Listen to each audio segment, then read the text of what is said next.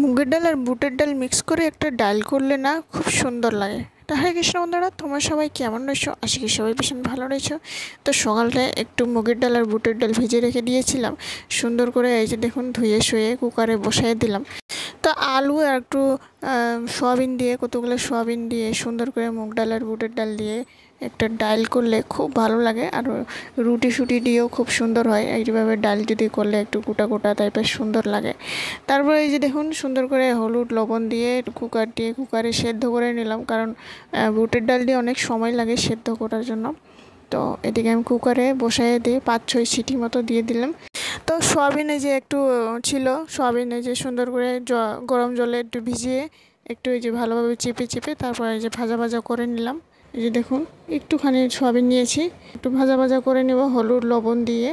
তো প্রচুর রোদ দিছিল, কড়কড়া রোদ ছিল, খুব গরম লাগতেছিল। এখানে রান্না আমার মুখের দিকে পুরা গিয়ে মানে রান্নার ধোঁয়াগুলো সব মুখের সামনে সামনে আসতেছিল। একেবারে গরমে একেবারে কেমন লাগতেছিল, মুখটা ওকে জ্বলে পুড়ে মতো লাগে। তো এদিকে আমি একটু ডাল ছিল ভিজে, একটু ডাল আর একটু চাউল আর মুগ ডাল বুটের ডাল মানে একটু সাইড করে রেখেছিলাম, একটু বড়া করব আলু দিয়ে।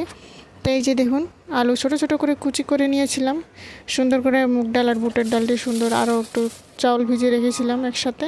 তো সুন্দর করে বাটাবাটি করে একটু কাঁচামরিচ, হলুদ, লবণ, লাল লঙ্কা, তো সবগুলো দিয়ে মাখামাখি করে এই যে দেখুন ছোট ছোট করে বড়া করে নিয়েছিলাম। তারপর এই যে দেখুন, ডালটি সম্বার দিব, এনে ছোট ছোট করে আলু কেটে নিয়েছি, হলুদ লবণ লাল লঙ্কা দিয়ে একটু জিরার গুঁড়া দিয়েছি।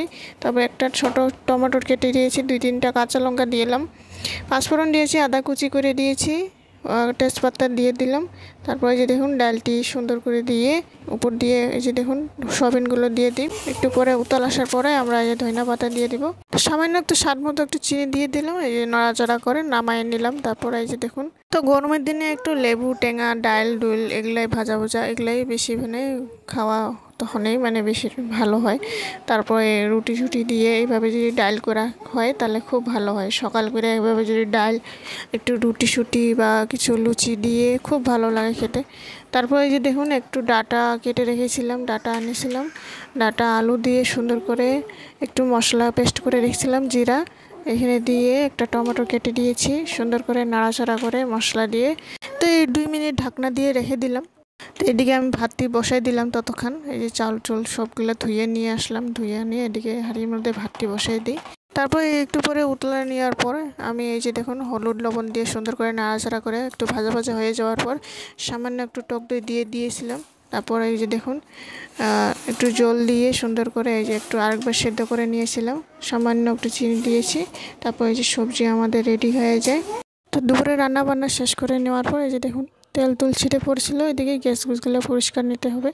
তো ভালো করে গ্যাস গুছগুলো পরিষ্কার করে নিয়ে এদিকে আমাদের ভাতটিও হয়ে যায় ততক্ষণ। তারপরে যে দেখুন আজকের মেনু, ডাটা আলু দিয়ে চচ্চড়ি করেছি, এদিকে দেখুন পকোড়া ভাজি, তারপর এদিকে ডাল সুন্দর করে সয়াবিন দিয়ে ডাল করেছি। তো এরকম যদি সিম্পল রেসিপি দেখতে হলে একবার আমার চ্যানেলটি লাইক কমেন্ট শেয়ার সাবস্ক্রাইব করে জানাবেন। আশা করি নেক্সট ভিডিওতে দেখাবো। আজকের জন্য টাটা বাই বাই।